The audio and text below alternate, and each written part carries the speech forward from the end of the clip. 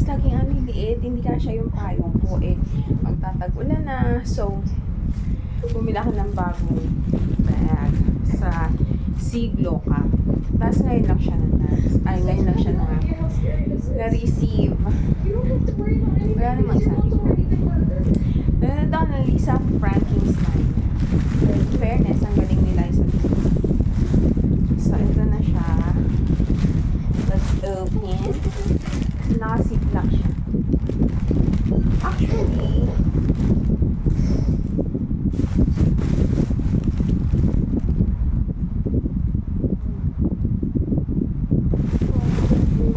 sa Siglo ako siya pinili. Shelly gave it to me for Christmas. She said it might improve my personality. Oo, Siglo ka siya, oh. Pero, plastic lang? Usually, hindi ganito sa Siglo ka.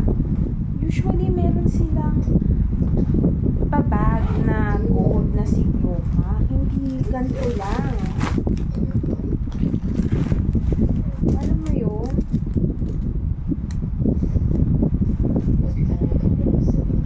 So, Siglo ka, what happened? Na-disappoint ako dito. Usually, meron kayong,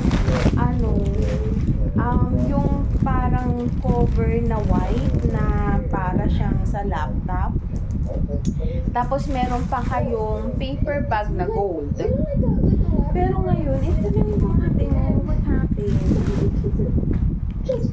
So, Siglo ka naman yung nakalagay dito.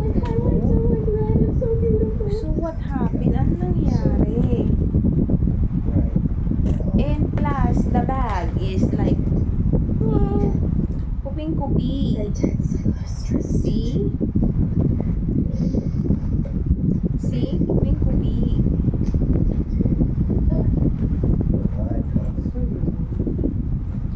She has she graduated contest lenses to enhance them, and she has a manicure, French Pinili ko to kasi ang dami niyang bulsa. So, may bulsa siya sa side, may bulsa siya sa harap, may bulsa siya sa likod. Nakikita niyo pa. Sorry. And then, malaki yung compartment sa harap. Diba?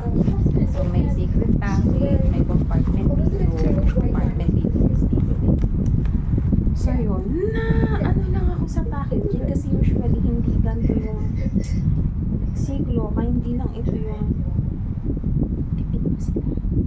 Anyways, so ito yung yung bag. Gagamit ko na sa Monday para meron akong payong para hindi ako naiinitan. Mainit kasi sa hapon. So yun. Thank you guys. Thank you for watching.